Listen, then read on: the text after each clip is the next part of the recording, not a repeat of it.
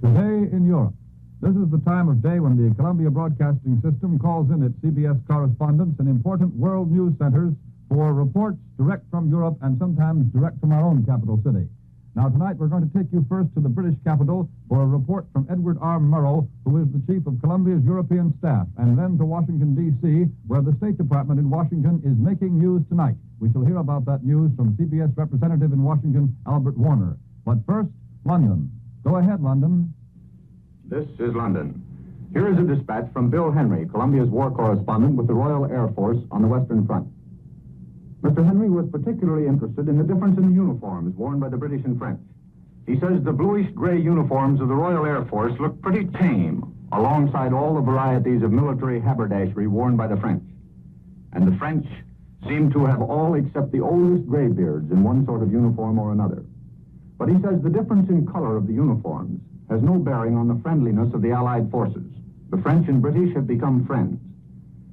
Right now, they're about to swap information on a captured German plane, a Messerschmitt, Germany's fastest pursuit ship.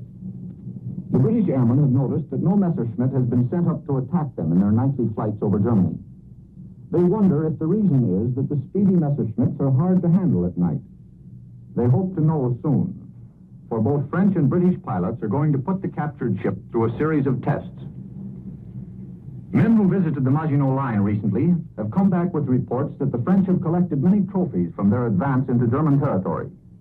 Particularly, the boys in the Maginot Line enjoy listening to radio music that is brought to them out of the air by captured German radios. They say it sounds better. That's the end of Bill Henry's report from the Western Front.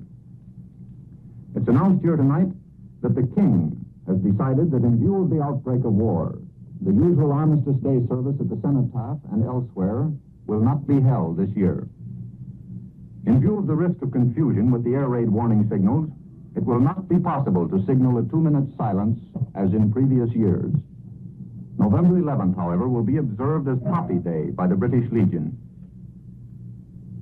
It is officially announced here tonight that an agreement for the exchange of Russian timber for certain quantities of British rubber and tin was today concluded between Britain and the Soviet Union.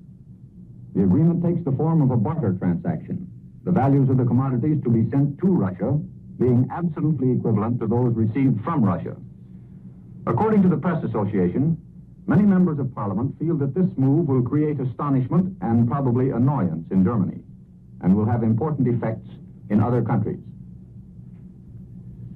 Yesterday, I spent several hours in one of the largest arms and munitions plants in Britain. A munitions plant is a place where the instruments used for large-scale killing are made. I like to see highly skilled workmen handling precision tools and heavy machinery, but I'm not certain that I enjoyed yesterday's experience. I'll tell you a few of the things I saw and see what you think of it. The place was big, miles of it, dusty, smoke-grimed buildings. One gate was as fine a combination of wrought iron and hammered brass as I've ever seen. That gate was made by skilled workmen during the dull days about 75 years ago, when the world had grown tired of fighting. I liked that gate. I walked through it into a roaring inferno of blast furnaces, steam hammers, huge lathes running smoothly in oil. And above all was a dull hum like a distant airplane. And that noise was broken by the dull thump of big presses stamping out shining round pieces of brass about the size of a pie plate. Little stamps chattered away, turning out smaller pieces of brass, some of them not as large as a 50-cent piece. Those pieces of brass were then hammered, heated, shaped, and polished, until they came spilling out of a machine like golden wheat from a threshing machine. Shell cases. They were trundled away in big bins, each shell to be weighed, measured, and inspected. Complicated machines rejected the faulty ones. We played a game, putting the faulty shell case into that machine, watching it slide along under a glass cover. Each time the machine threw it into the discard. The perfect ones went out on big trays to an unknown destination. I saw them making the bullets, too. Aluminum jackets over a lead core. Each one has its own individual aluminum tip. That makes for better ballistics. Helps hold them straight on the trip from the gun muzzle to the target. There was a whole battery of lathes turning out the steel core used in armor-piercing shells. Big shell cases, nearly as tall as a man, stood along the walls. In one building, there seemed to be acres of trench mortar bombs. They looked like small ninepins. In still another building, I saw the long, sleek barrels of the big guns. Some of them were still being bored. Elderly men with magnifying glasses watching every turn of the delicate machinery cutting the rifles and lands that twist the shell in flight. I talked with one of them. He patted that big gun barrel, made of the best steel produced in England, and he said, "She's coming on very nicely." As I walked into one shed, the colonel who was taking me around said, "Here's a nice little machine." It really wasn't one machine, but four. Four heavy-caliber machine guns mounted together in line.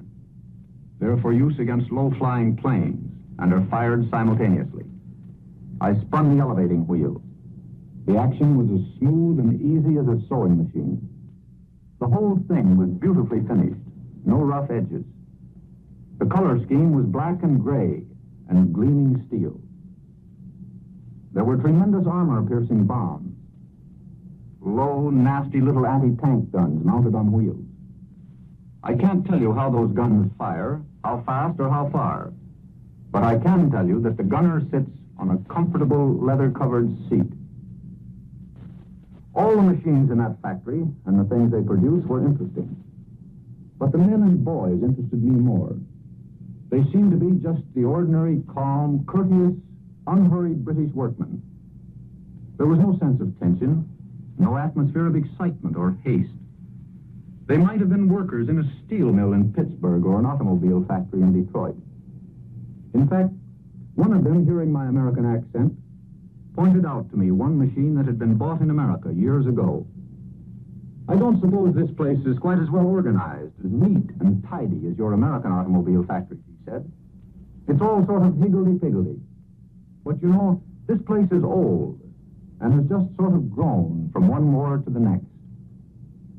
As I left the plant, switch engines were pushing loaded flat cars about. There were no bills of lading on those flat cars. Well, that's what you'd have seen if you'd been with me yesterday. I wonder what you think of it. I return you now to Columbia in New York.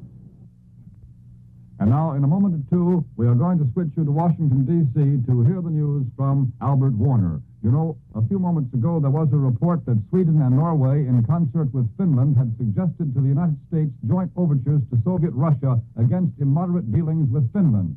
To hear more about that news, we take you now to Washington. There are indications here tonight that officials are thinking of some kind of a diplomatic move to advance American moral pressure against the conflict between Soviet Russia and Finland. The Finnish minister called at the White House and saw the President's Secretary, General Watson, today. A routine matter, the Finnish minister called it. But the Swedish minister visited with the President yesterday, and he too explained his appearance as routine. Sweden is known to feel that its security is linked with that of Finland. To all Scandinavia, Russian aggression on the Baltic represents a real threat.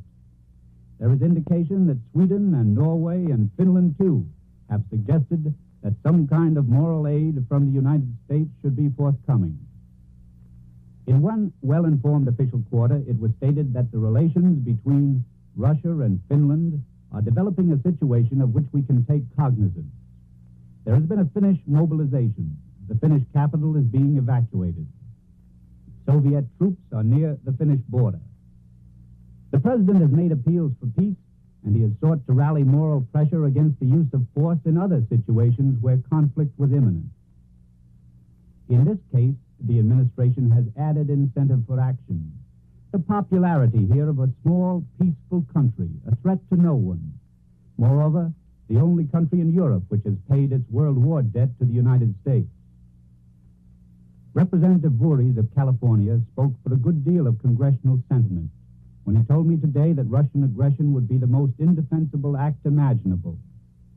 Whatever lame excuses the Russian apologists might offer for previous acts of aggression, this certainly cannot, by any stretch of the imagination, be applied to Finland, said Mr. Voorhees, since this country has enjoyed an enlightened and progressive government, and its peoples have been among the most prosperous and free of any people in the world.